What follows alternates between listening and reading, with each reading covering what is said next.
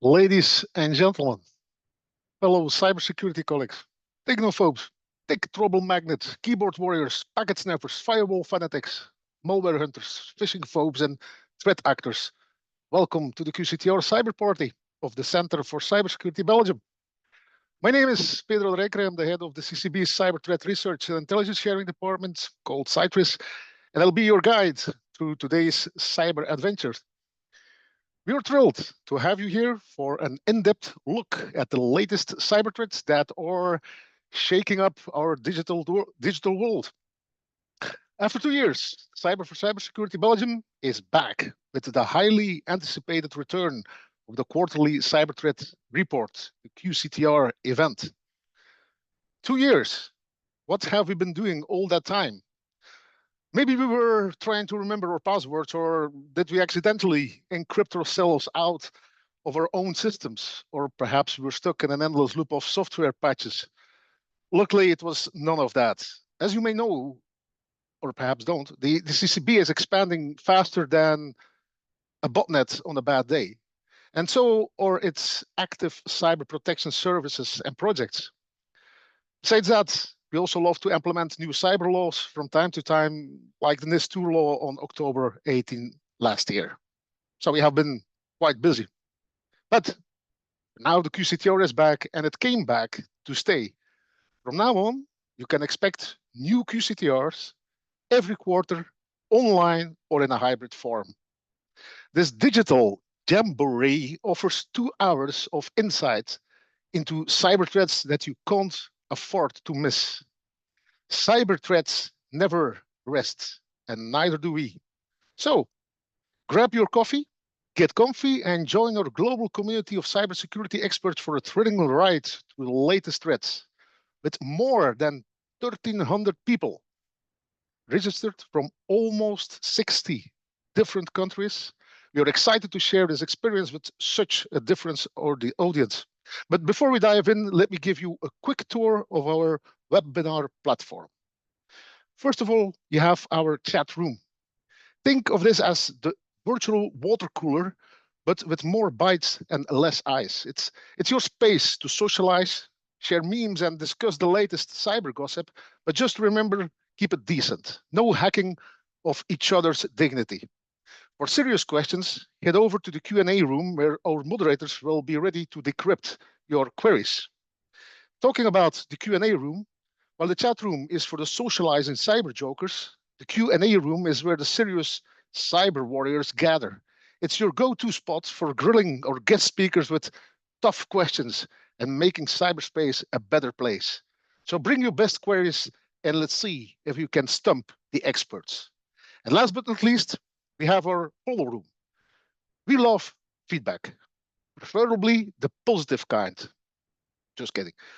All feedback is of great value to improve our connect and share events, including the QCTR. So participate in our poll and help us make future events even better. Your input is like a patch update for our system, essential for keeping things running smoothly. Okay, let's go back to today's QCTR. Today we've got an exciting lineup for you, featuring presentations on hot topics like credential monitoring, because who doesn't love a good password drama? We also have something about identity intelligence. Think of it like CSI, Cyber Edition, and threat hunting, because sometimes you just have to play a digital detective. Our experts will dive into the nitty-gritty of the zero-day vulnerabilities, which is the cyber equivalent of finding a needle in a haystack, talking about ransomware, which is a digital version of a hostage situation, and the ever-evolving threat landscape. It's like a never-ending game of cat and mouse. We encourage you to jump in, ask questions, and make the most of this event. And remember, if you encounter any technical issues, just blame it on the gremlins in the system, because they are always up to no good. Let's kick off the things with a warm welcome to our first speaker, Miguel de Bruycker, Managing Director General of the CCB. Miguel. Good afternoon, or good morning, or good evening, wherever you are in the world. Honestly, it's an honor, and I will keep it quite short, and I will immediately share a few slides just to set the scene. And I have a few statements. The first statement I have for you today is whatever you do should have an impact. I think that is quite an important statement in the sense that, and let me try to put this a little bit away. Okay, here we go. If you look at an attack, there are 6 different elements that we have to look at. And if you do something, if we talk about, and on political level, very often we talk about capacity building, information sharing, resilience building, etc., awareness. And very often we don't go back to the essence. To what extent does that have an impact on one of these 6 elements? And if you look at the threat actor and the intentions, that is not really the business of our Center for Cybersecurity, but we have to admit, we have to talk about cyber diplomacy, we have to talk about prosecution of those actors. If we don't go and try to get those actors, because they are not all from far, far away. Sometimes they're in our own countries. Then, well, it's like we can continue to do the work, and it will be a never-ending story. We have to look at the infrastructure. Do we have an impact, and can we have an impact on the infrastructure? For instance, our Belgian anti-phishing shield, where we collect bad domains from the population. We receive 25,000 emails per day from the population, and we share those malicious domains with the internet service providers, making that we have a sort of DNS rerouting on national level. So we warn people, we warn the population for that. You have to dare to filter out malicious infrastructure. If you look at the next element, it's about the conduction of a malicious attack. We have to be able to detect that. Very often I have the impression that we are blind on what is happening. So why not look at NetFlow data? Try to analyze it, try to identify those attacks. Exploiting a vulnerability. We are scanning Belgium every week for vulnerable systems. We are identifying the owners of those systems and we are warning them. We call that spear warning. And finally, of course, you have the target. We have to make them aware. So we have awareness campaigns explaining to people the basics. It is not possible to make people aware of everything, but it is one of the elements that can make us more safe on the internet. My second point, and I only have 3 short points, is, well, cybersecurity governance is all about having authority over your mission. And that's why, for instance, while we are developing a new cybersecurity strategy for Belgium, we have split it up in 4 parts. We are developing a strategy for cybersecurity. We are developing a strategy for law enforcement, one for cyber defense, and one for cyber diplomacy. And that is very important to make a clear distinction between those overlapping domains. But when you try to define them separately, at least you have the possibility to identify those overlaps and to find solutions how to collaborate and how to solve those overlaps together. But you have an authority for each domain. And in Belgium, that was in the past sometimes a little bit an issue. What is defense doing? What is law enforcement doing? Aren't we all doing the same? Well, now it's more clear and we collaborate on the overlaps. Finally, look at cybersecurity as a simple routine. And that's why, for instance, we have developed the Cyber Fundamentals framework. For our NIS2, we have one common layer with a lot of very interesting tools that allow us to implement from the basics cybersecurity in those entities, those important and essential entities, but it's open to all companies. And we hope that by summer this year, this Cyber Fundamentals framework will be recognized as an EU norm and an EU standard. And I think that's also the way to go. Build simple frameworks that allow people and simple tools. We have a very simple risk assessment tool that sets you to the right level of cyber fundamentals. You have self-assessment tools, allowing enterprises to start from the basics, implementing cybersecurity in, let's say, an easy and in a stepped way. So I invite you all to go to cyfun.eu for more information on that. And this ends my very short introduction. Thank you all very much for your attention. Thank you. Okay, Miguel, that was to point, as we say. Thank you very much for your contribution as usual, and let's hope that we still can have a lot of QCTRs together. Thank you, Miguel. I'll talk to you later. Okay, that was the introduction of the day. Let's go to the first technical talk. Our next guest is Dmitry Smilyanets. Dmitry is a seasoned cybersecurity expert with over more than 20 years of experience in the field, which means that he is not that young anymore, but that's another discussion. As the Senior Director of Product Management at Recorded Future, he leads the development of innovative solutions for door crab collections and identity intelligence. Dmitry has extensive knowledge of cybercrime and cyber threat intelligence, which enables him to understand the needs and challenges of clients and partners in both the public and the private sector. He's also a prolific author and speaker, having contributed numerous publications and spoken at various industry events. Today, Dmitry will share his expertise on how credential monitoring can prevent breaches through continuous monitoring and automated responses. And remember, folks, in the world of cybersecurity, passwords are like underwear, change them often, keep them private, and never share them with strangers. With over 20 years of experience, Dimitris is not exactly a spring check anymore, but that just means he's seen it all and he knows how to keep your digital underwear safe and sound. So let's give a warm welcome to Dimitri. Thank you, Pedro. Thank you, Miguel, for inviting me. It's a big honor to be in the center of Europe and the center of cybersecurity. I personally believe if it wasn't you guys, Europe would be in a such worse shape than it is right now.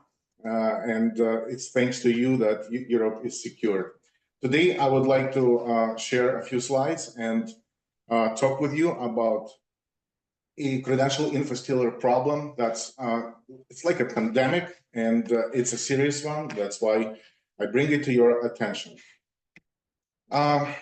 On agenda, it's a current state of credential exposures, the infostealer threat landscape. We'll talk about what can be done beyond traditional security, and we'll discuss strategies and tools for prevention. Well, let's start with some bad news. Attackers don't hack in, they log in. Why? Because it's much easier to compromise your network security using valid credentials.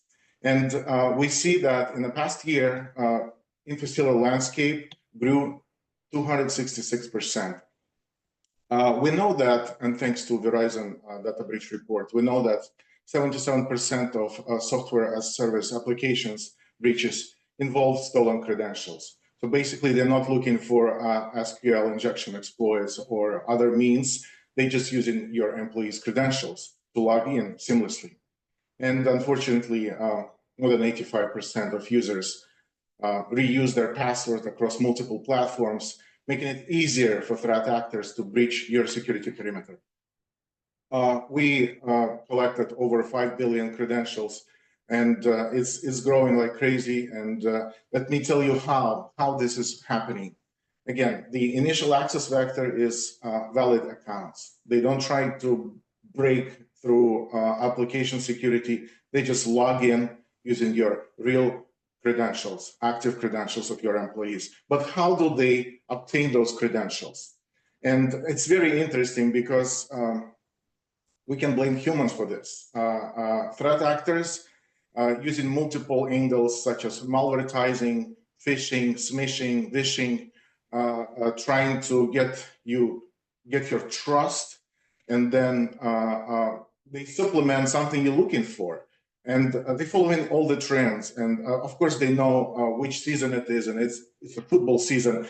They'll bring a fantasy football malvertising campaigns to you and lure you into thinking, oh, this software is real. Let me download this. During a presidential campaign in the United States, they came up with a very interesting campaign, and you can see it on the middle of the slide. They used images of President Biden and President Trump riding horses. Look how creative we are. We can make these videos, and you can make such videos too. Just click download. They know we're looking for drivers. They know we're looking for platforms to trade cryptocurrencies and so on. Software for video calls, just like Zoom, just like today on this webinar. They following our trends and creating fictitious websites that look identical to the real ones. And once you click on downloading this third-party software, that's where they catch you. So as soon as you get this link, either through malvertising, through Google Ads, or following your blogger on YouTube, or maybe on X, former Twitter, or even Discord, once you get this malicious link and you believe it's a legitimate software, you're going to execute it. Now, I'm going to tell you some personal story. My son, he's a teenager and he wanted to sound tough, so he was looking for a voice mode, a software that changes your voice. He looked at, he searched Discord, and one of his friends shared the link with him. He was like, why? Why did you do that? So he executed, it was Redline Stealer. All credentials that he said was stolen from his gaming computer, and he lost all his Counter-Strike skins. But that's a minor loss compared to what can happen to a larger enterprise.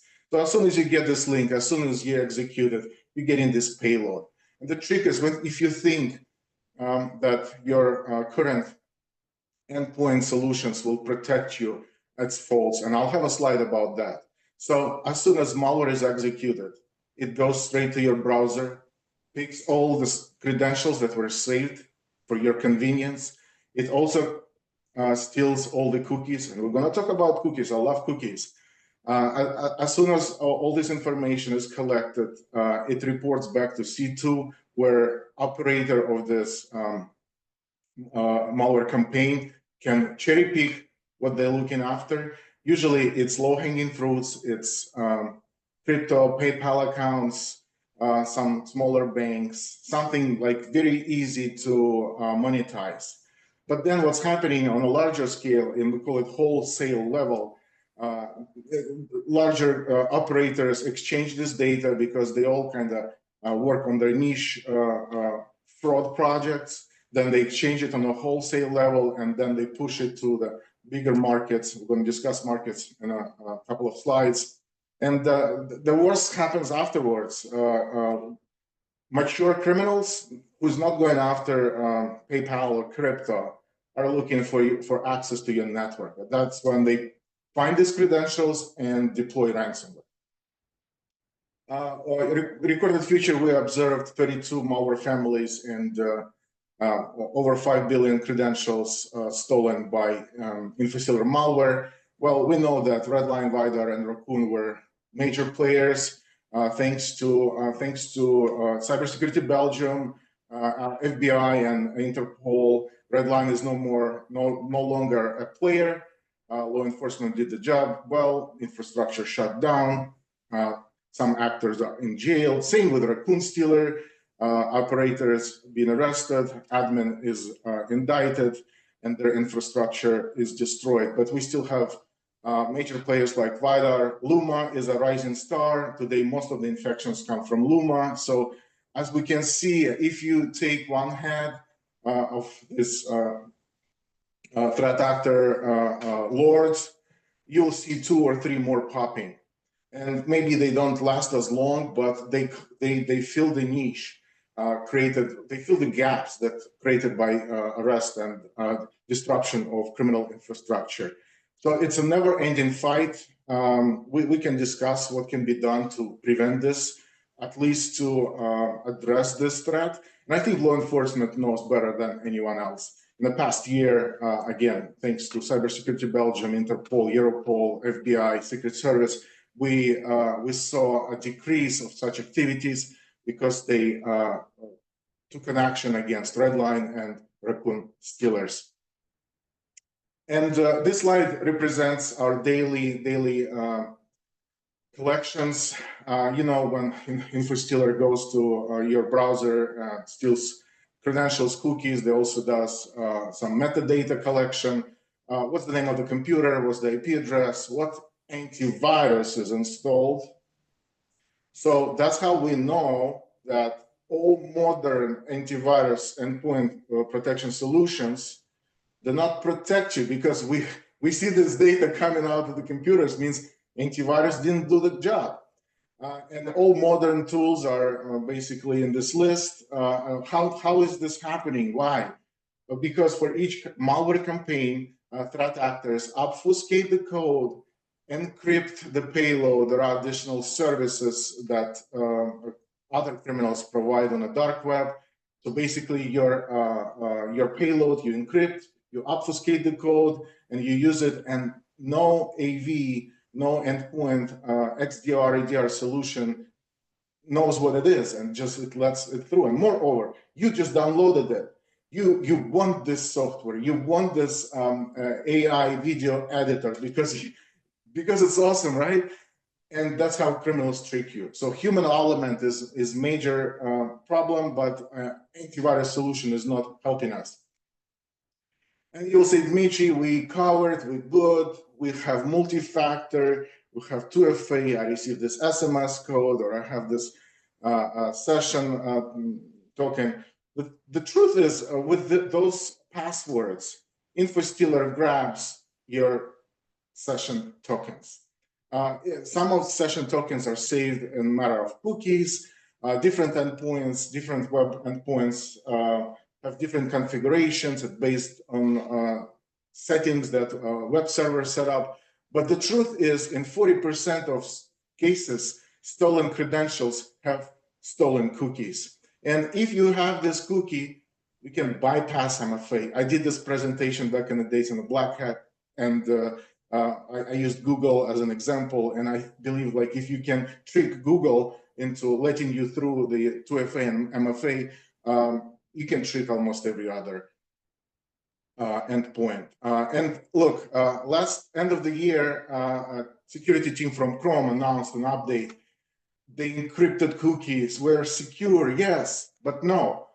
Criminals, it took them less than 72 hours to update their malware. So it now can go through this Chrome advanced security and steal the cookie nevertheless. So the fight continues. And the truth is that it's not just 1-2 passwords. When compromised host is compromised by InfoStealer and all passwords are extracted, this is approximate number. It's 77 credentials stolen per device. So I have more than 200, I counted, like, from all kind of stuff. And it terrifies me if someone will have access to all my credentials. It's like it's the worst of the worst. The entire digital identity is exposed. I've seen hosts for customers that compromised by InfoStealers that had more than 1,000 credentials. Those are developer hosts with those IP and all kind of credentials on the back end that you never want criminals to have access to. It's very scary. It's not just email password for your Netflix account. I've seen Netflix too, but the truth is so much more is hidden.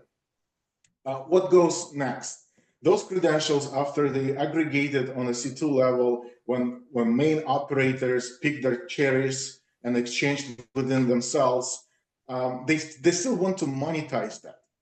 And that's where the bigger crime enablement is happening, because they upload those tens and hundreds of thousands of credentials to Russian market.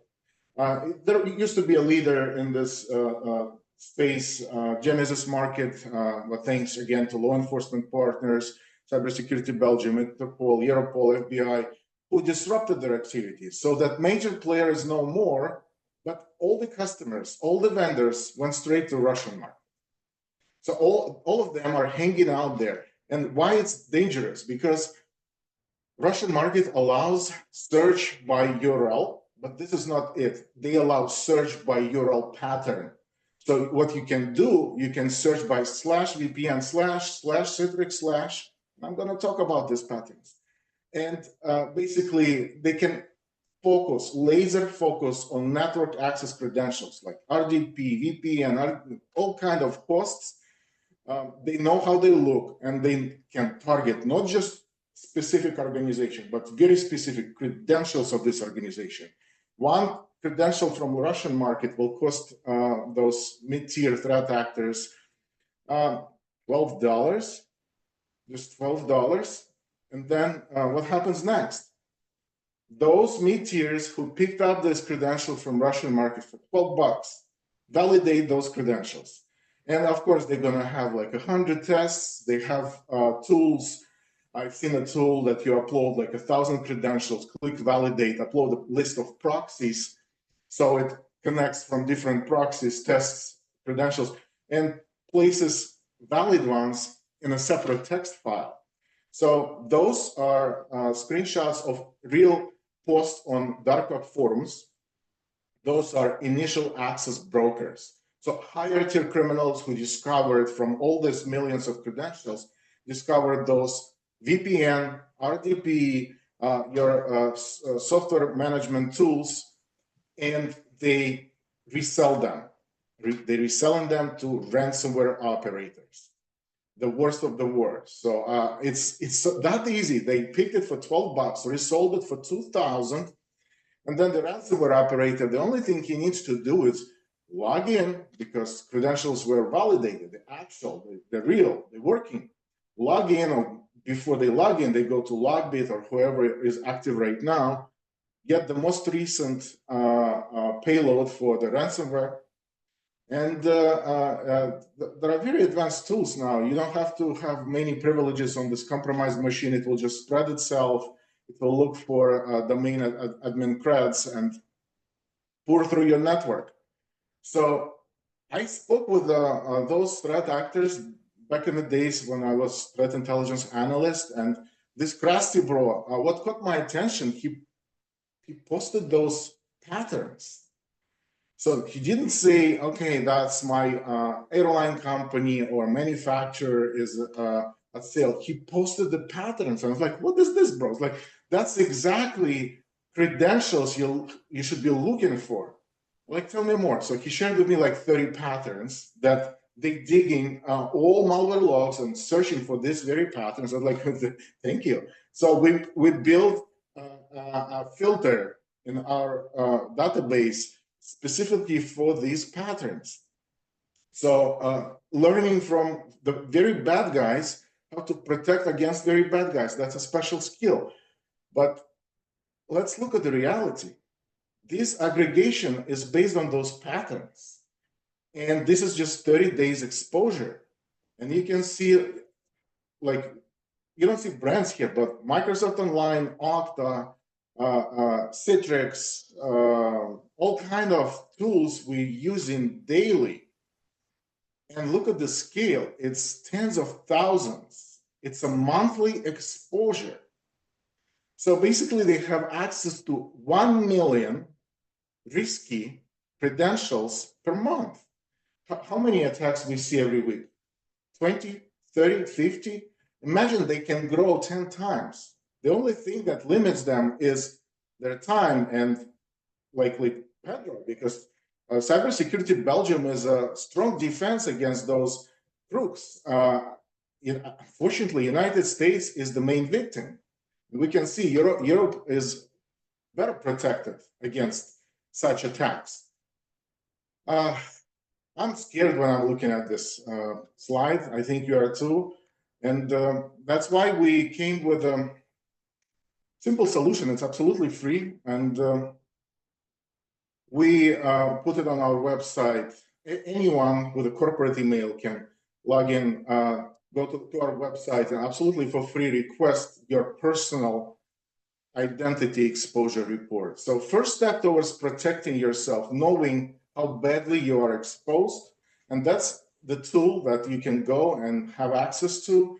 It will tell you how many employees and users' credentials were exposed for your domain. It will show you those authorization endpoints that criminals see that they have credentials for. And you will see the timeliness. And the truth is, the fight right now is not for days. The fight is for hours. Criminals learn how to act faster. And we also must learn how to act faster.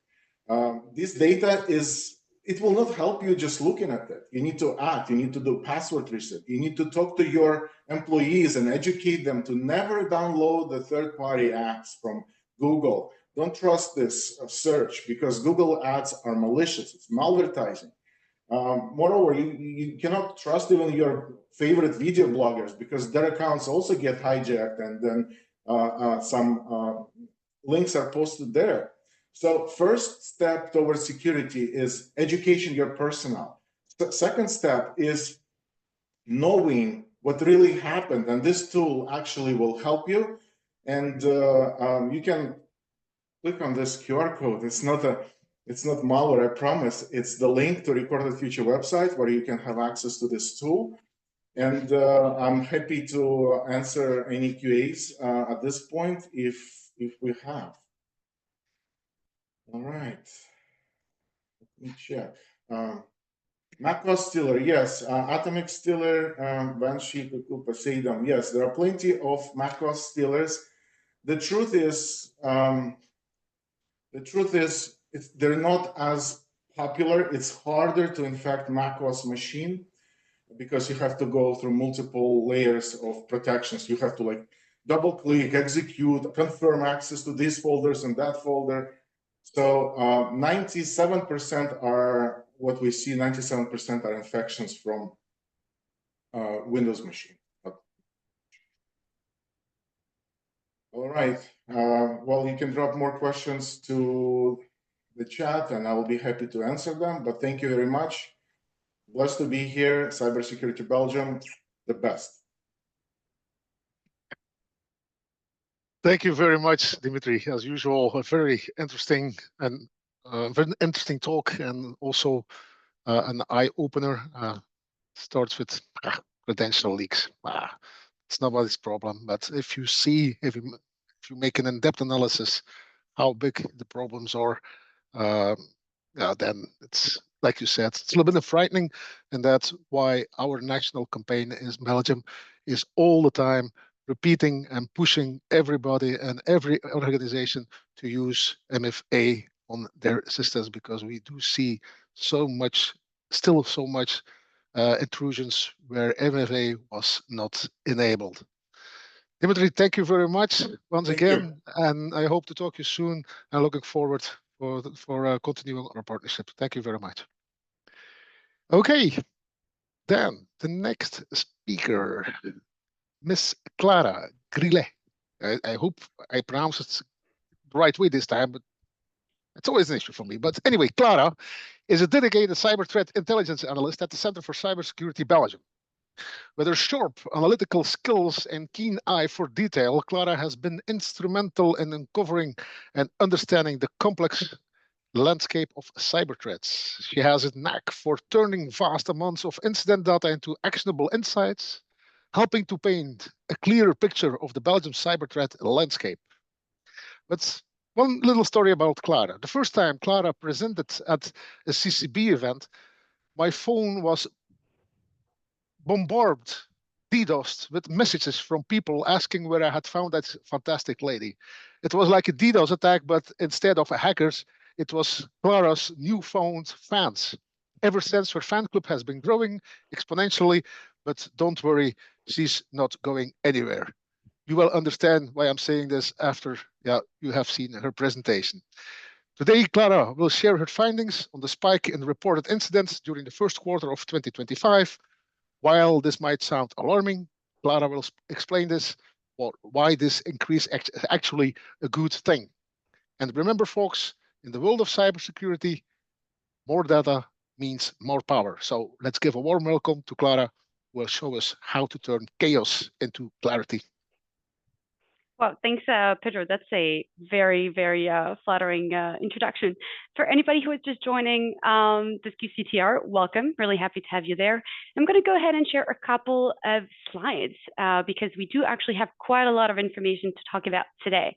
So as you could guess from the title of today's presentation, Breaking Records and Not Alarms, we actually have a lot of information being sent to us. It's a lot of notifications, and let's just go ahead and jump right in before it triggers alarm bells in everybody's heads. So the first thing that I want to say is that when you're looking at the amount of information and of notifications that we receive, we simply have more and more coming in every year. So if you're looking at the data from 2022, 2023, and 2024, you would see that we keep receiving more and more incidents being reported to the CCB. So that's part of a general trend. However, what is really interesting about this past quarter is that the rate at which we're receiving more notifications is just staggering. So if you're taking the first 3 months of 2024 and comparing them with the first 3 months of this year, you would see an increase in the number of notifications of 57.5%, which is a pretty significant increase. You can ask us, our contact center, they would also tell you it's a lot of new work. So of course, in this wonderful team of analysts that we are, we've been asking ourselves the question, is Belgium more targeted, or is it simply that we have a better view? And spoiler alert, everyone, it's a little bit of both. So when I'm talking about a better view, a lot of you might be thinking about NIS2, because we all know NIS2 is sort of changing the game here in Belgium and in general in Europe. We do have to mention that if you're looking at the amount of notifications that we had before NIS2 entered into force in October last year, we averaged about 25 notifications a month. And then since NIS2, we are now averaging 45 notifications a month. So there is a NIS2 effect. However, it is too early for us to say to what extent the increase of notifications that I mentioned on the previous slide is due to NIS2 and how much of it is due to just simply more attacks or just in general more reporting. What is interesting beyond just the numbers is that whenever organizations report to us their cyber incidents, and they're linked to that with NIS2, they're giving us first notifications that something's happening, but also a couple of weeks later, they have to give us their incident response information. And that is truly valuable, because what might seem like an isolated incident to you, with all the data that we're gathering at the CCB, we're able to isolate patterns, but also sometimes detect ongoing campaigns as they are happening. So that really is the super valuable element of reporting.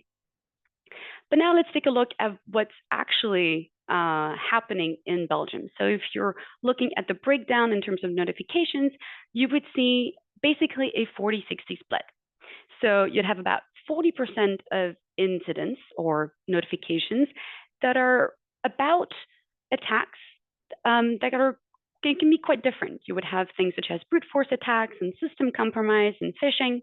So there are different kinds of attacks of which we have rather few occurrences. But for 60% of those notifications, these fit nicely into 3 categories. And these 3 categories are ransomware, account compromise, and DDoS attacks. So I just want to go ahead and focus a little bit more on what all of these things are telling us. So first of all, ransomware, it remains the most important threat in Belgium. And that was true in previous quarters, and that is still true today. Ransomware is the top threat in Belgium. Here, again, we do see an increase in the number of ransomware incidents being reported. So we're looking at a 42.8% increase between same period last year and same period this year. Ransomware remains what we would call a persistent threat. And that is very true in Europe. That is also true in North America. If you're looking at the European context, Belgium is the 8th most targeted country. So that already gives you a bit of an idea of how targeted we may be.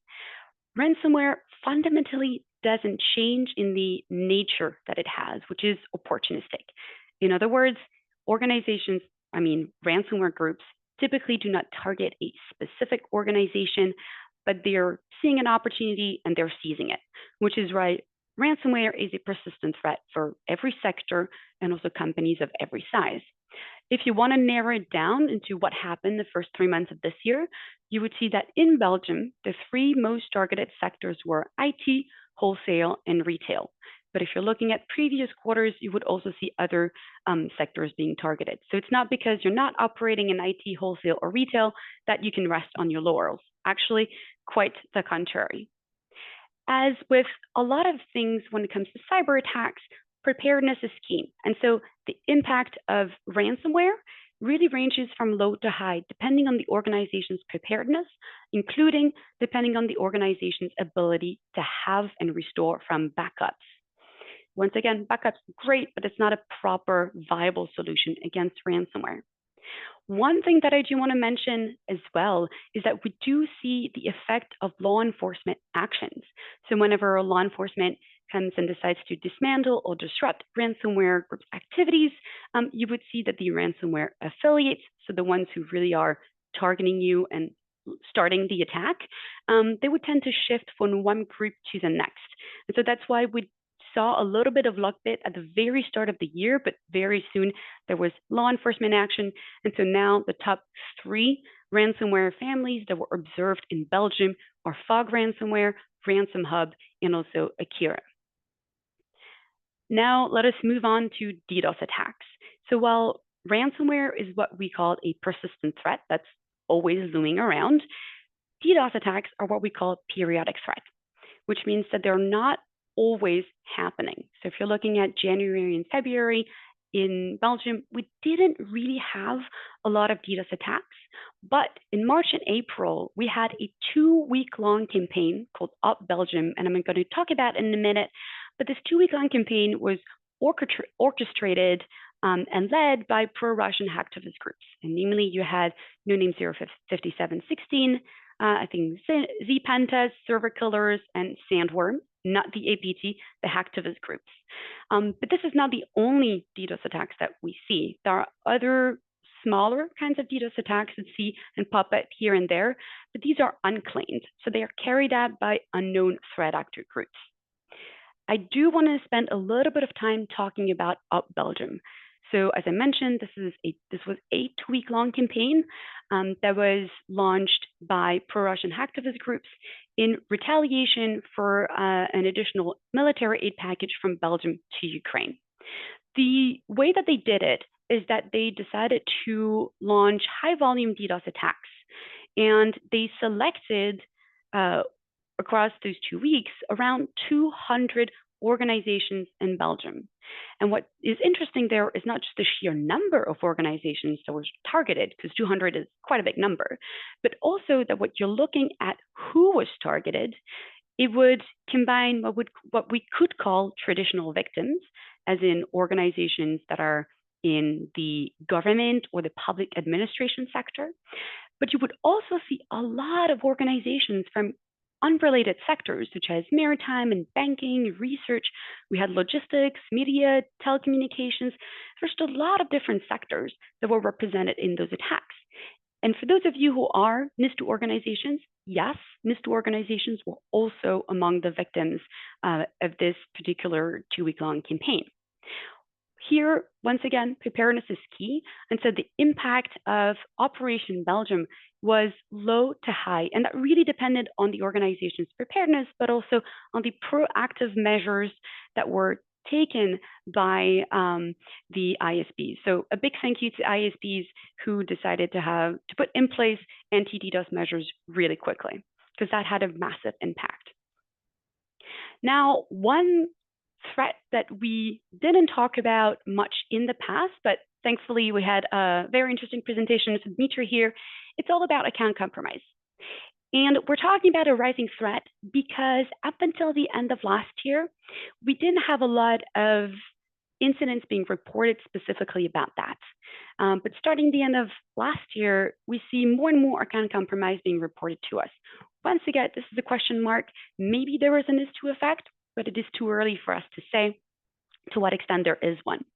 And so account compromise really is a rising threat because of many different things.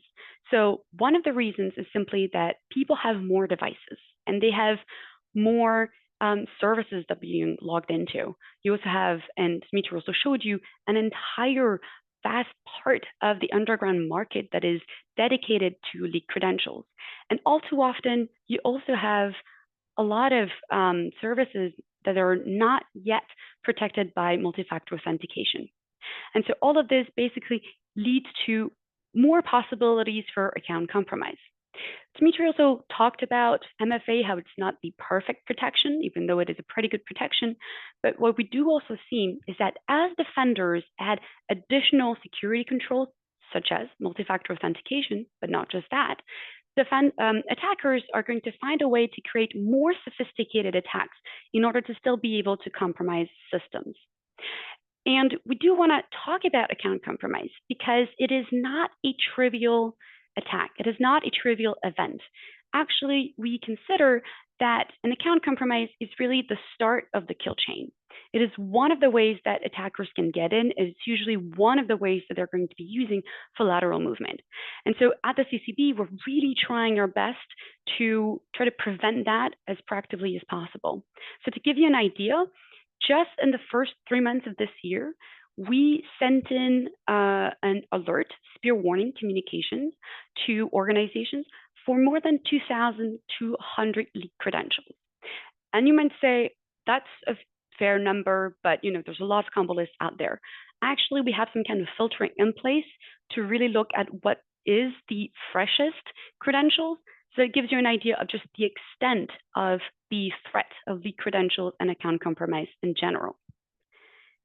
Of course, it wouldn't really be a threat landscape overview if I didn't talk about state-sponsored operations. So let's jump right in as well. In the first 3 months of this year, we saw a lot of activity from Chinese state-sponsored groups. And while we're mentioning the Chinese state-sponsored groups, it doesn't mean that other APTs were lying dormant. Not at all. They were remaining active as well. It's just in comparison, we didn't see as much activity from them. The goals of state-sponsored operations remain the same. You're still looking at espionage, including economic espionage. You're looking at surveillance and disinformation in general. What we observed in the first 3 months of this year is that the preferred initial access vector for state-sponsored operations were the exploitation of vulnerabilities, and in particular, vulnerabilities in Ivanti and Cisco devices that are at the periphery, so public-facing devices. We're not here to name and shame. We're just mentioning in this particular quarter, the preferred vulnerabilities for Ivanti and Cisco. So if this is typically the devices that you're using, please make sure that you are running the most updated version possible. And of course, if we do see state-sponsored operations, we're going to be taking action. So this is why the CCB, along with national, but also international partners, have been launching and working on investigations around especially known C2 malware, such as PlugX, which a lot of you know is a custom malware that is typically shared among Chinese state-sponsored groups. Of course, I talked a little bit about vulnerabilities, and now is the information that is really key for you who are all working in vulnerability management.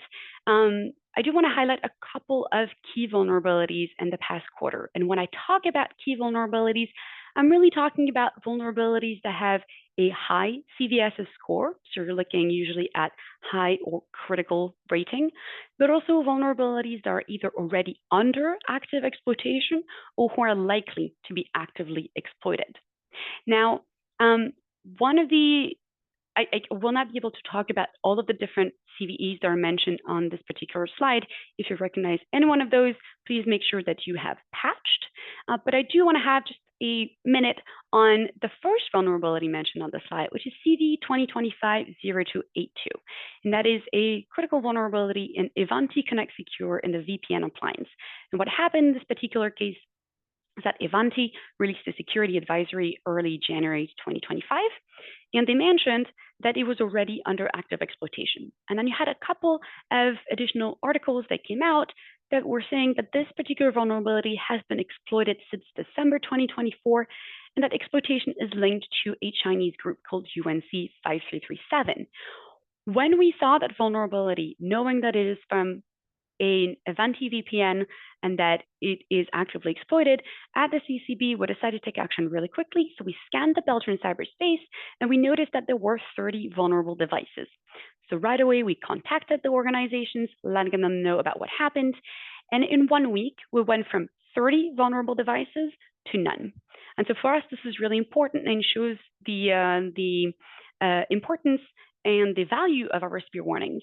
Also because the only thing we can do is alert you and warn you, but ultimately we're really thankful to all these organizations who read our spear warning and took action really quickly. I added a couple other vulnerabilities on the slide. I think this is just a small highlight, because if you're looking at the amount of vulnerabilities we've been working for, I think we have over 28 campaigns already that happened in the first 3 months. But just to give you an idea of the sheer amount, that is above 5,000 spear warnings that have been sent by us to Belgian organizations, specifically about vulnerabilities and vulnerable devices. Now, I know that we are going a little bit above schedule, and I apologize for that. So I'm just going to go quickly over the outlook. So what do we think is going to be happening in the very near future? And I don't think it's going to be any news if I tell anybody that geopolitics has a role. We all know that geopolitics is shifting, and it's shifting very quickly. But here we assess and that it is very likely that geopolitics and the way that it is being shaped today will represent a growing cyber threat for Belgium, but also for Europe in general. And that the cyber threat is going to be coming from different kinds of actors with different kinds of motivation. But ultimately, while you have different actors, we don't expect a major change in the types of threat actors. So what we mean is that we're still going to be targeted by state-sponsored actors, financially motivated groups, and hacktivists. Looking specifically at state-sponsored actors, we believe that they will remain a major concern and that they will still be trying to gather intelligence, but also to carry out espionage, including economic espionage, and also to try to destabilize critical infrastructure. That is something that is important for us to take into consideration, just the sheer aspect of destabilization and the focus on critical infrastructure. When it comes to financially motivated groups, we know that cybercrime is big business, and especially ransomware. So we also foresee here that financially motivated groups will continue to target Belgium, and likely that they will even more target Europe. Also partially because there is a possible chance that especially Russian-linked ransomware groups, due to geopolitics, might decide to target European organizations more than before. When it comes to hacktivism, even though it is the DDoS attacks are a periodic threat, we believe that hacktivism is a constant threat. We also have indications that would tend to suggest that governments do use hacktivist groups to advance their own state interests. And so that hacktivist groups are not just made of rebellious and engaged citizens, but that there is also a level of state influence there. And this is what we mean when we say it is also an extension of statecraft, is that hacktivism and the high kill actions that they carry out are additional mechanisms in order to exert pressure on political decisions. So if I had to summarize all of this in just one sentence, basically we could say that geopolitics is likely to represent a growing cyber threat for Belgium and Europe because it has an impact on the frequency, on the intensity, and also on the nature of cyber attacks. I know that it was a lot of information in a little bit of time. If you have any questions, please don't hesitate to ask them in the chat. I will be really happy to answer those throughout the rest of today's presentation. Thank you very much. Okay, Clara, thank you very much again for this presentation and providing some insights in the national and international cyber threat landscape. I think I can say that that it seems that cybersecurity experts won't be out of work anytime soon, but CCB is doing its utmost to support them in this and will continue to do so. Claro, thank you very much and talk to you soon. Bye-bye. Thank you very much. Good. It's time for a 10 minutes break to recharge and refresh. Please take this opportunity to stretch your legs, grab a coffee, and network with fellow attendees. Remember, even the best firewalls need a little downtime. While you're enjoying the break, here's something to ponder. How many cybersecurity experts does it take to change a light bulb? Change a light bulb. Feel free to share your answers in the chat, and we will reveal the answer when we restart after the break. Enjoy the break, and don't forget to update your coffee cups to the latest version. See you in 10 minutes. Thank you. Just checking if you're back on stage, and it looks like so we can proceed.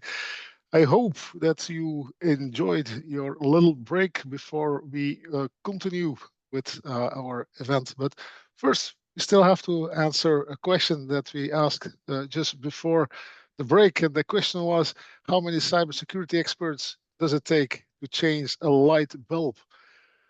One of the funniest answers that I read in the chat was none, because a cybersecurity engineer wouldn't change the light bulb.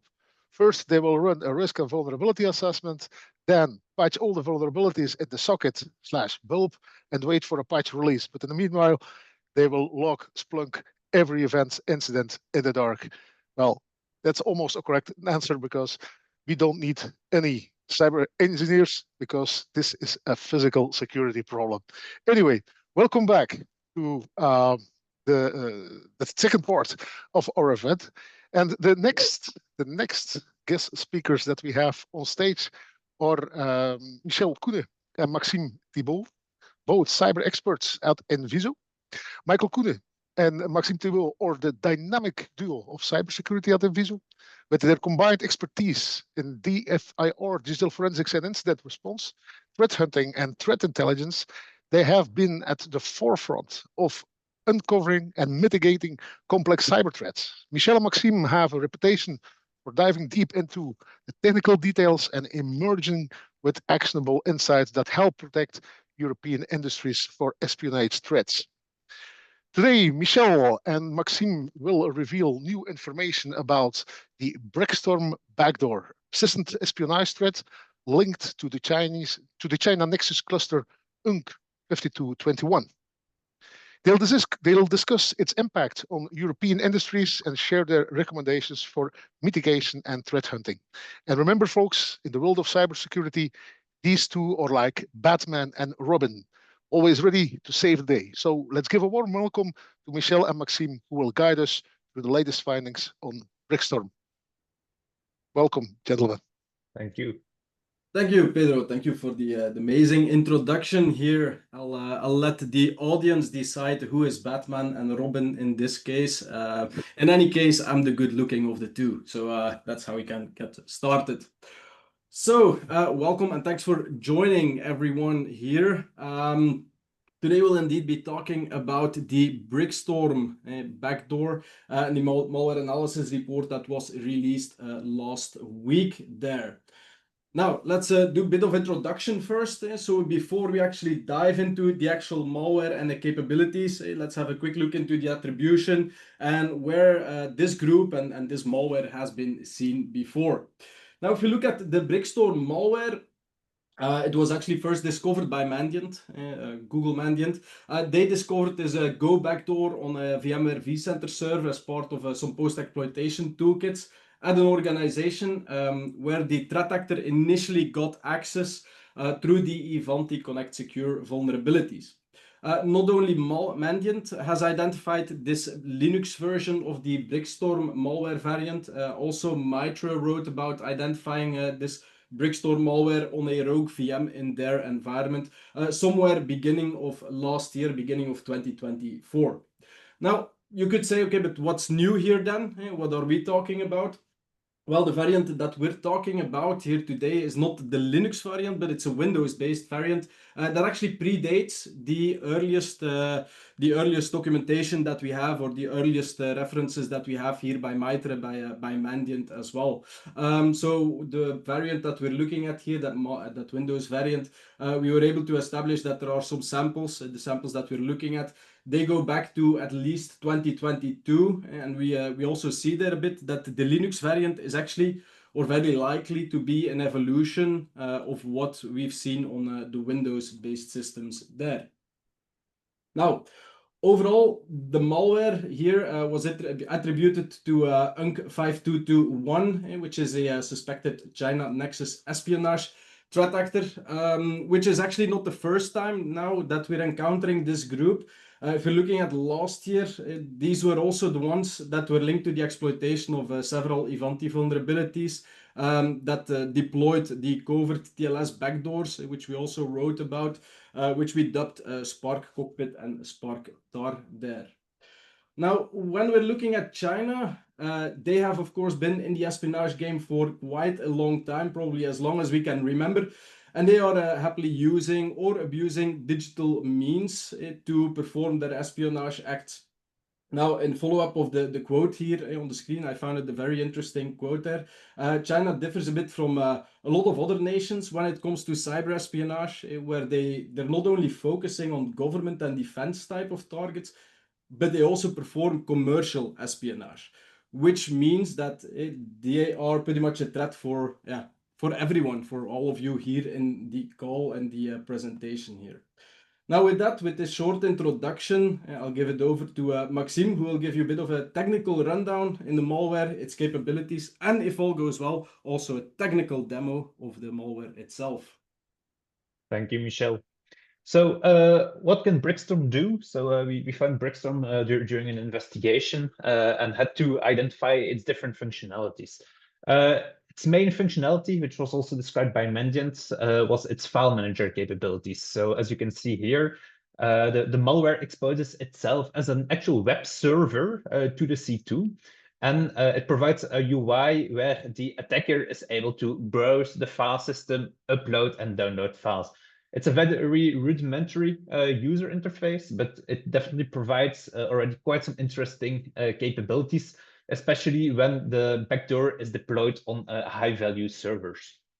For more complex operations, there is an entire API which is available as well. So the attacker has the ability to create directories, delete files, and even patch specific files through a JSON-based API. What was also quite interesting was its network tunneling capabilities. So it has the ability to act a bit like a SOX proxy, it's pseudo-SOX, which allows the attacker to move laterally using RDP and SMB, so remote desktop protocol or remote file access. And this is quite interesting because it also means that no direct code execution is required. As you can see here in the screenshot, we can see that the backdoor is actually being used to move laterally over RDP. And using this technique, the adversary is able to still obtain interactive code execution, either manually over RDP or remotely over SMB. But there is no parent-child process relationship with the commands that they execute. And this was really a technique which was employed to actually evade the different EDRs in the victim environments. Now, a quick live demo to just show how such interaction from an attacker perspective would occur. So please give me just 1 second while I share a different screen. Here we go. So you should have insights into one of our virtual machines at the moment, where I can start the server, and on the right, I can start the backdoor. So once the backdoor is created, we can directly browse to the actual user interface. Here we go. And from there, let me zoom in, but we can see how the backdoor provides the full interactive visibility. So we can go into, for example, the classic public directory. We can download files, upload files. We can also use the API. So if I use the API for 1 second to create an example directory over here, here we go. If I refresh it, we will see a new Enviso directory appear. I can start uploading any data that I want, for example, a simple file. We can see that the entire upload process is quite fast. It's local here. And if we go back and we refresh the directory, we can see that our file has been staged through the backdoor, and we can even download it. So if I click on it, we can see what the content of the actual file is, which can be used not only to read fancy messages like these, but also to exfiltrate things like the system hive or the ntds.dit file, for example. Back to our presentation, switching slides again. Here we go. What was quite interesting as well was the actual protocol leveraged by BRICKSTORM. So BRICKSTORM is highly evasive from a defense perspective. It resolves its actual DNS, it resolves its actual command and control server using DNS over HTTPS. So this actually not only bypasses any existing logging in a company, so DNS logging, for example, but also ensures that the request and the resolution is made in an encrypted method. So it cannot be inspected with TLS inspection, for example. BRICKSTORM then connects to its command and control server. What we observed were that historically, BRICKSTORM leverages Heroku, but more recently, not only in the case that we saw, which has been ongoing for multiple years, but also in the documentation provided by MITRE and by our Google friends, we saw that they also leverage Cloudflare workers.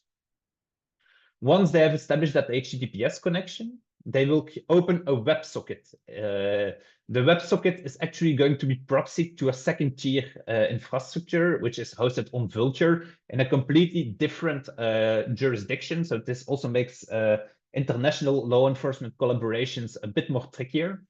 And over that WebSocket, they are going to create another TLS connection. So this means that they are nesting their encryption for multiple layers. This also circumvents TLS inspection at the cloud provider, so at the first tier provider. And even within the TLS connection, they are going to create another multiplex TLS connection. So we literally have 3 levels of nested TLS connections and some mechanisms which also suggest that they have the logic to detect lawful interception by law enforcement, for example. So this nested level of encryption really makes it hard to actually detect it from a network perspective. And then throughout our investigation, we also had the chance to look a bit at the actual infrastructure, which was leveraged for this multi-year espionage campaign. So a bit of background on what we call certificate transparency logs. So those are logs that record TLS certificates which are issued on the internet. So for nvidia.eu, for CCB, for CERT-BE. So all those certificates are recorded in some form of a public ledger. What's interesting to know is that you can have wildcard certificates. So you can have one level of wildcards. Wildcard.nvidia.eu is valid, but wildcard.wildcard, so 2 levels of wildcards, is invalid. For the first C2 that we saw, which is msazure.herokuapp.com, the wildcard herokuapp.com certificate is valid. So that means that we can't really get good insights. However, for the msazure.azure datastore.workers.dev, the top level certificate is invalid. They're going to need a specific subdomain certificate, azure datastore.workers.dev, which is more granular. And this gives us insights from the certificate transparency logs because they need to request a specific certificate for their C2 infrastructure. So using this, we were able to confirm that the infrastructure was set up in late 2022. So that means that the most recent infrastructure we could identify, which is Cloudflare, was already multiple years old. So this also makes us wonder for how long the actual campaign had been ongoing. While monitoring the infrastructure for multiple months, we also saw that at one point their infrastructure went down. And we there noticed that they were actually having a maintenance period. So this disclosed their second-tier infrastructure. As we can see on the right, we see that their backend server, their second-tier server, which is pointed to by nip.io, is actually down. So this is how we know that beyond the first-tier abused Cloudflare workers, there is a second-tier Vultr instance, and possibly a third tier just based on the analysis of the network protocol. How do we know that it was maintenance? Well, quite interestingly, we saw that they were updating some of the nested certificates. So as you can see here, on the left, we have the old certificate while we were investigating it. And then on the December 18th, 2024, we saw that they started updating internal certificates. So this means that even though we had identified the attacker C2, they were definitely still updating their infrastructure, possibly for reuse in other campaigns. And with this, I'll hand it back over to Michel to provide some key takeaways. Yes. So maybe first of all, important to note is that within the malware itself, there were no backup domains implemented, meaning that the current infrastructure has been disrupted. So if the malware currently running within environments, if it would be running somewhere still, it will not work anymore because it will not be able to reach out to the command and control anymore, and there's no backup implemented there. Now, if you're looking at, okay, what should I do? What should I do within my environment? What can I do with the information that we presented here today? If you look at our report, we have a number of Yara rules, file hashes, IDS rules, detection queries that we provided inside the report. So that's something you definitely can use already to start searching your environment to see if you have this or similar malware running somewhere. What you can also do is look at systems that use DNS over HTTPS. First question that you need to ask yourself within a corporate environment, is it something that I need, that I allow? So everybody will have a bit of a different answer to that, of course.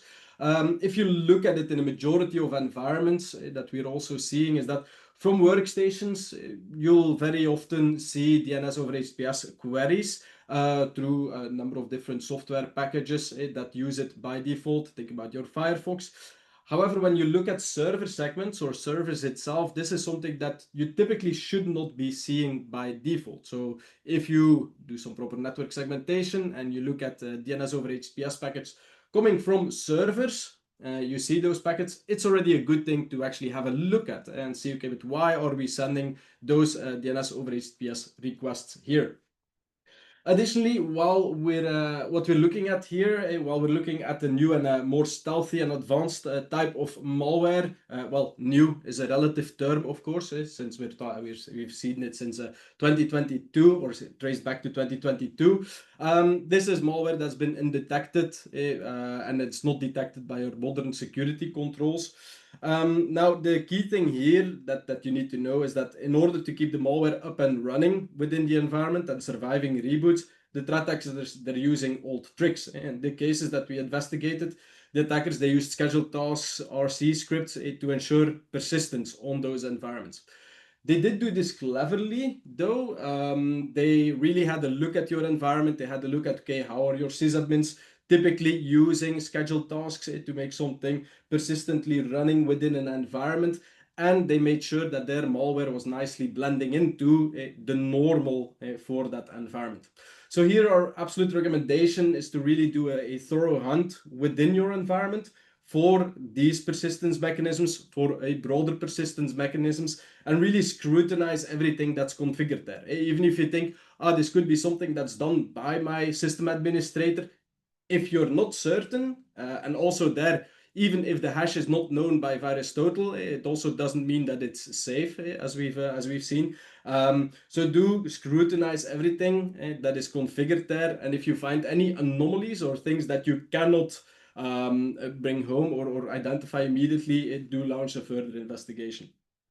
As Maxime just mentioned as well, the long-term monitoring of the attacker infrastructure can absolutely also bring interesting insights. It allowed us to uncover the tier 2 providers, see that even after the malware samples were no longer operational, that the threat actors were still performing updates and maintenance to the infrastructure, indicating that there's a high likelihood that there are other victims out there that are also communicating with this command and control infrastructure there. And finally, there we've seen various advanced and persistent campaigns from China Nexus groups over the last years. If you did not add long-term cyber espionage to your threat model yet, it's definitely recommended that you review that carefully, because they will go after pretty much everyone that has interesting information there. With that, we like to thank you for your attention. If you haven't had the chance to read the reports, to look at the detection rules there as well, you can find them on our website or on the link on the QR code here as well. So thanks a lot, everyone. Thank you. Thank you, gentlemen. Thank you, Michel, Maxime. I see, let me check. Maybe one question We have one question in the Q&A room. We have now two questions. In Viso, did you guys find anything leveraging UEFI or hiding on the BIOS? So not for BRICKSTORM specifically. So the BRICKSTORM is persisted through regular means, typically scheduled tasks, for example, on Windows. But what's important to note is that the actors which are aligned with the China Nexus clusters, they do persist heavily. We talked a bit earlier about Ivanti, for example. So definitely on Ivanti, we see that they go to great length to persist things like modifying the factory reset partitions, for example. So as a general tip, if you've been compromised by those kind of actors, do replace the entire appliance which is affected. Do not just rely on a simple factory reset or just removing the malware to consider yourself safe. So on that one, definitely they go really deep for persistence. Okay, thank you. There are still other questions in the Q&A, but we are running a little bit late. So I suggest, gentlemen, that you take a look in the Q&A room and try to answer the questions over there. I don't know if you're in Brussels. If you're in Brussels, you know where to find us later on. And if you come over, then we can discuss who is now really the best looking of the two of you. Michel, Maxime, thank you very much. Thank you. Thanks for having us. We are already at the last topic for today. Our last speaker for today is Andrew Morris, founder and chief architect at Greynoise. Andrew is the brilliant mind behind Greynoise, where he serves as the founder and chief architect. With his deep expertise in cybersecurity and a knack for innovative solutions, Andrew has been instrumental in identifying and mitigating vulnerabilities in edge devices. Edge devices, that's the key word. His work has helped countless organizations understand and defend against the threats posed by these critical components of our digital infrastructure. Today, Andrew will tackle the big, hairy edge device problem. What a title. Discussing how vulnerabilities in edge devices are exploited by state actors to gain access to systems. He'll share some recent war stories of edge device vulnerabilities and offer possible solutions to ever-evolving challenges. And remember, folks, in the world of cybersecurity, Andrew is like the Sherlock Holmes of edge devices, always one step ahead of the bad guys. So let's give a warm welcome to Andrew, who will guide us through the latest in edge device security. Welcome, Andrew. Thanks so much. I'm really glad to be here. Thank you guys so much for having me. I'm excited to share this with you. Although I'm definitely not going to solve the problem. That's how I'm gonna. I don't want to jump too far ahead, but I will certainly not be providing a complete solution to the problem. Let me just share my screen. All right. I'm going to go ahead and get started. So, hey, everybody, my name is Andrew Morris. I'm the founder and chief architect at a company called Greynoise Intelligence. And I'm not going to really talk about Greynoise almost at all in this entire presentation. But just for context, at Greynoise, we operate a really big sensor network on the internet of lots and lots and lots of fake edge devices and sometimes real edge devices. And when I talk about edge devices in this talk, I'm really referring to anything that runs typically on the internet edge. So that's going to be, routers and, cameras and IP, things like NASs and things like that. But anyways, this is me. And let's fast forward to right now. Hey, everybody, great news. Attackers are no longer seeing as much success attacking end users anymore. It's great. We did it. We did it, gang. Cybersecurity is fixed. Everybody's got multi-factor authentication. Microsoft cares about security in Windows operating system. EDR detects absolutely everything. We did it, gang. Pack it up and go home. And this is not true. I'm kind of joking, but this is true to an extent, right? This year, relative to probably the last, 15 years in particular, we are actually seeing that attackers are seeing less success going after end users, right?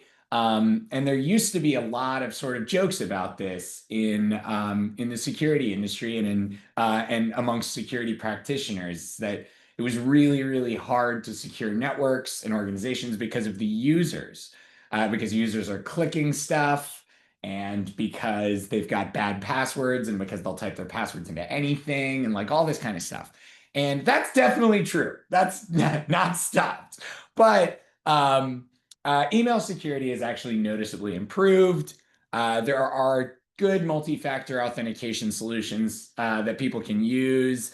Microsoft has really, really improved the security of Windows operating system. Windows used to be really insecure up to about, XP and Vista. And then they started actually investing a tremendous amount of money in making Windows hard to exploit and hard to operate on. And my background is in offense, so I used to do this, and I can tell you, Windows, you guys know, Windows used to be really easy to operate on as an attacker, and it isn't anymore. And so back in the day, call it in the 90s and in the 2000s, it was popular to compromise devices on the perimeter, to get a shell on devices in the perimeter. And then it wasn't as popular anymore for a period of time. That's not because it ever left being out of vogue, so to speak. That's because of what I sort of call this, this notion of diffusion. The reason why we are seeing a tremendous amount of attacks against edge devices is not because edge devices like routers and embedded systems and security gateways and VPNs and cameras and all these things. It's not because they got worse. It's because the security architecture and the mitigating controls from the endpoint got better. And so as a result of it being harder to attack users, attackers were seeing a massive amount of attackers going against edge devices because of diffusion, is kind of how I think about it. We are seeing an unprecedented amount of attacks and breaches against edge devices. This is a problem. This is really bad. Edge devices generally run embedded systems for a host of reasons. I'm going to give a few examples on why edge devices are so appealing to attackers. And I think most of the people in here are probably going to know, but edge devices are running old operating systems or old insecure firmware. These devices often they go end of life. They run out of their support, but they stay online. There's really no pressure to keep them up. They really don't have ways to be automatically updated, which means they stay vulnerable on the internet forever, a lot of the time. And they're in the Stone Age. Not even the most basic security features exist in a lot of these devices on the internet. And I've always found it funny how much effort and energy and time we as a technology community have put into securing workstations and endpoints, but we've really, really neglected the security of these edge devices. And so that is getting really bad now. It's becoming apparent how important the security of edge devices are, because lots of breaches are happening as a result of embedded systems. This is not good. And as you will see, throughout my talk, I do not have any answers for you. So I want to talk a little bit about why attackers like edge devices so much. There's so many bugs in them. There are so many bugs. There are it's so common for vulnerabilities to be discovered in edge devices and then to be easily weaponized. It really is kind of like a blast from the past. Edge devices are very commonly facing the internet, right? They're not, a lot of the time, they're not behind the NAT or behind firewalls. They are just directly routable on the internet. And there are hundreds of companies and technologies that index where all of them are all the time, like Census and Shodan and all of the others. There's countless of them. Edge devices typically have high uptime, which means they go many, many days and many, many months, and sometimes many years without being rebooted. And if I were an attacker and I wanted to have a backdoor that lived in memory, that's the place where I would want to put them, because I know that they're not going to be rebooted. You know, if you did want to put an EDR device or an EDR product on your routers or on your IP cameras or whatever to protect them, you can't. You can't do that. There is no EDR. I'm scaring my dog.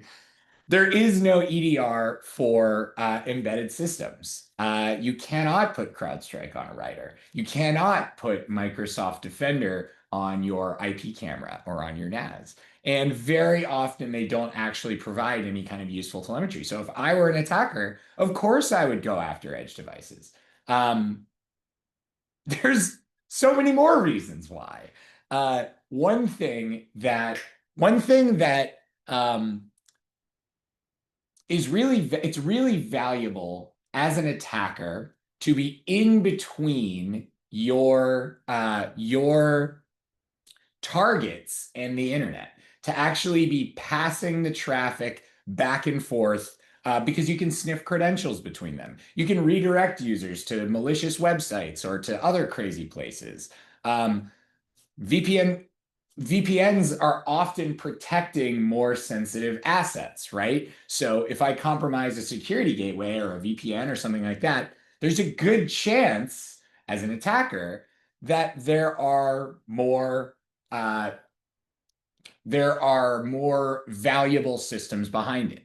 And if I've compromised a tremendous amount of edge devices, I can move my attacks through all of them, like a giant proxy network, right? Like my own little Tor. And I don't have to use reverse shells necessarily that maintain, connections for my command and control. Edge devices are already on the network. I can use bind shells, just like it's 1999, baby. And some attackers actually are doing things even sneakier than this, like using magic packets, right? Magic packets being backdoors that sit there. They don't listen on any ports or anything like that. They just look for packets that have a certain string of bytes in their header data, and then they read those bytes and they send a shell back out to somebody. VPN filter was the first example of this that I remember that the Russians used, but we're seeing more and more attackers that are adopting tradecraft like this, including some others. So these are some of the reasons why attackers like edge devices. The first sort of big sign that this was going to be bad was Mirai. And it still is Mirai to this day. In Gray Noise, I did a quick search. We know about 800,000 Mirai infections just over the last 3 months. And Mirai was a botnet, and still is a botnet that uses or it's a set of botnets now that uses very, very simple mechanisms to spread guessable credentials and, a small number of exploits. And it was used in the largest DDoS attack at the time that took down, like half the internet in 2016. These are some of the devices that attackers are going after. Funny enough, they are often security devices, which is very ironic to me. Attackers are going after, Avanti and Pulse Secure. They're going after Palo Alto devices, Cisco ASAs, Fortinets. None of these are, I'm not here to rip on any of these vendors. They're all doing their best, and they're all being attacked by different groups of attackers. The Chinese in particular are seeing a lot of success with going after edge devices in the soft, squishy center of the internet. I listed a handful of breaches that occurred as a result of compromised edge devices, but the list is very, very long. There are lots of organizations that are getting compromised as a result of vulnerable edge devices. So this is rough. I have a small number of examples right here between Singapore's, national internet service provider, MITRE in the United States, or the United States electric grid, right? Just little things like that. Actually, one of the best reports that I have seen out there was Sophos's Pacific Rim report. This was a really, really, really good deep dive on attacker tradecraft. The Sophos team spent many years actually tracking a China-based threat actor by doing some really, really clever stuff. And a fun little tidbit is that this attack actually started from a smart TV, a compromised smart TV. And so I don't know if that really is considered an edge device, because that really shouldn't be sitting on the perimeter, but alas, it was compromised regardless, because attackers are compromising edge systems. So at Gray Noise, these are some of the things that we're seeing from attackers who are the types of tradecraft that we're seeing from attackers that are attempting to compromise embedded systems. We are seeing malwareless persistence. So instead of using malware, bringing compiled code and running it on the system, we're actually seeing attackers that are just spawning SSH servers on high ports with hard-coded keys or only accepting a certain public key. We are seeing attackers that are disabling logging and security features once they land and compromise on these routers. We are seeing attacks against routers that are being routed through other compromised routers, which makes it very hard or almost pointless to even try to fingerprint, or rather share where the attacks came from, because it's just going to be another infected router. We are seeing attackers backdooring these routers in certain areas of non-volatile storage, which means that when you update the firmware to these devices, they're still infected. We are seeing attackers compromising routers out of the box by chaining together known vulnerabilities to achieve a full system compromise. Maybe an auth bypass over here, maybe a user enumeration over here, maybe a local file inclusion over here. All of these things together can be chained for a full system compromise. And then once attackers are on these routers, we are seeing them do things like attempting to sniff credentials. Oftentimes, these routers don't do proper certificate pinning and things like that. So yeah, attackers are able to see all kinds of stuff that goes to and from routers. So how bad is it? It's pretty bad. The vulnerabilities are coming out, being disclosed at a staggering rate. I have not seen software vulnerabilities be exploited, or rather be disclosed and exploited this quickly in my life. The sort of average time to exploit, so the amount of time in between software vulnerabilities being disclosed and being exploited, has dropped to almost zero. That means that once the vulnerabilities are disclosed, we are actually seeing exploitation of them in our giant sensor network at scale very, very, very quickly, sometimes even before. The there's a lot of these devices that are just sitting out on the internet. I don't have a count of how many edge devices there are sitting out on the internet, but it's a very large number. You can look at Census or Shodan to get a picture of it, but there are hundreds of thousands of extremely vulnerable devices that are just sitting around, and more of them are being added every day because sometimes you can just go to the store. In the United States, we have Best Buy. You can go to Best Buy. You can buy a brand new router from there. You can plug it into the wall, and it might be vulnerable to compromise out of the box. And then even if it does auto patch, if it was compromised but prior to being patched, then it will be backdoored, and it will stay backdoored even after reboots. And as I mentioned before, pretty much every device that you can see on the internet is already indexed in a database like Census or Shodan, which means everything is just a simple query away. I don't want to, like I said, I don't want to try to shill gray noise at all, but I did a really quick search in this, and we see in the last 90 days almost 2 million compromised edge devices that are sitting there on the perimeter. So the problem is pretty bad. It is pretty rough. We are actually also seeing 0 days being burned from mass exploitation campaigns, which is to say, I, as a former attacker, as somebody who used to work in offense, I cannot imagine burning a 0 day by blasting it across the internet or sending them to everybody on the internet. But that is exactly what some attackers are doing. Why are they doing that? Why would they do that? Is it because they want their vulnerability to be burned? Is it because they really don't think defenders are paying attention?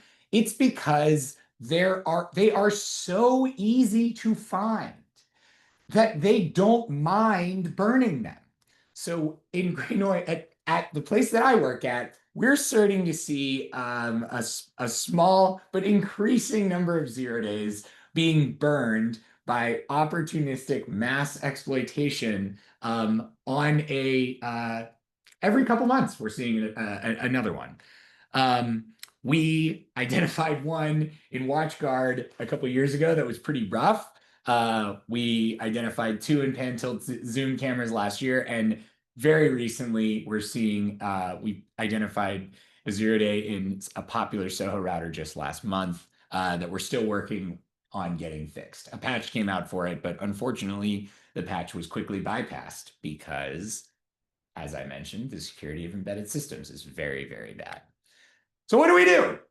I don't know. I don't know. I do not know. I have a couple of insane ideas. They're completely crazy, but I don't know. I do know that ISPs probably need to keep a heavier hand in keeping internet traffic clean.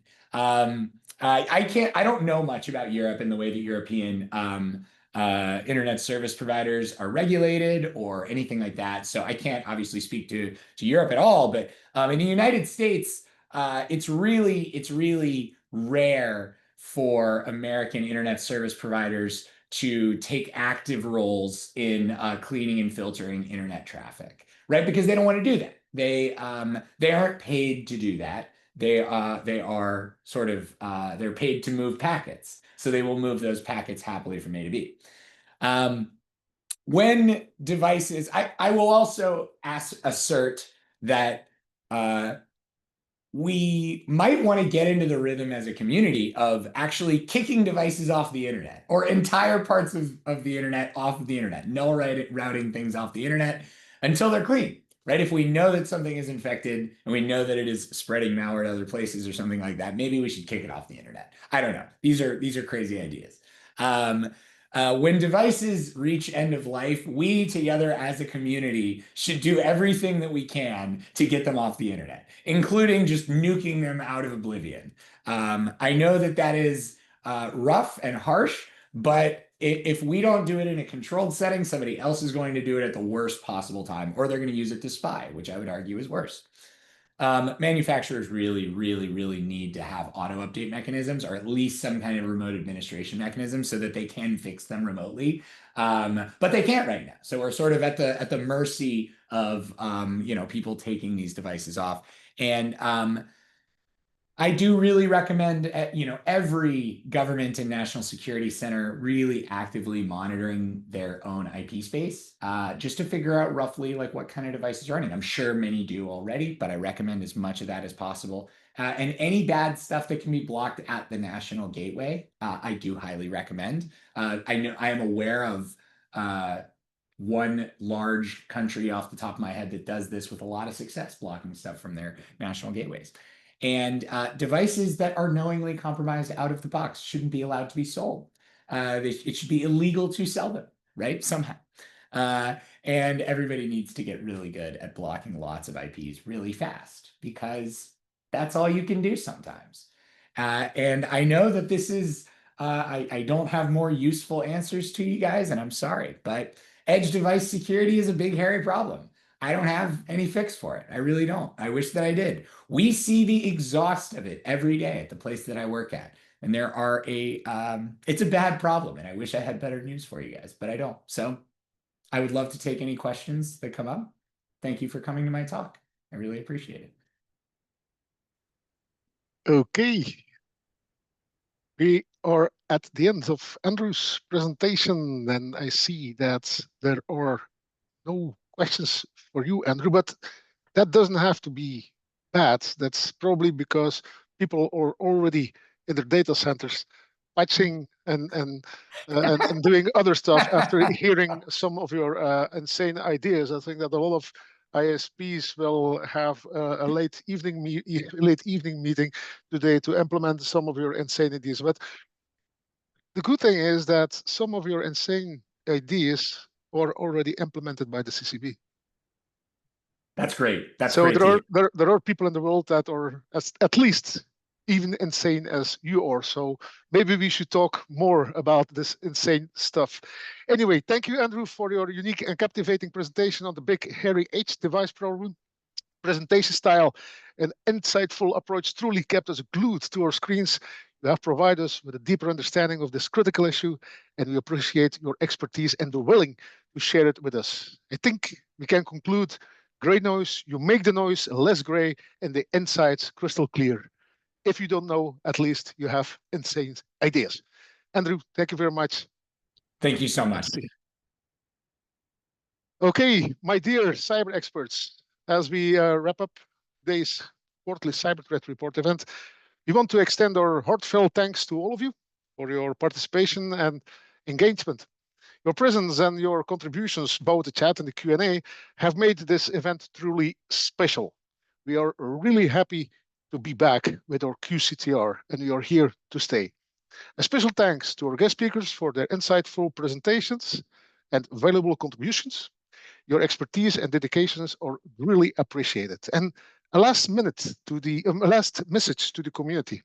We encourage you to continue the conversation and share your ideas. If you want to share information with us, confidential or not, or if you want to be on our QCTR stage as a guest speaker to give a presentation, of course, please send your call for paper or your cyber threat reports, investigation reports to info@ccb.belgium.be.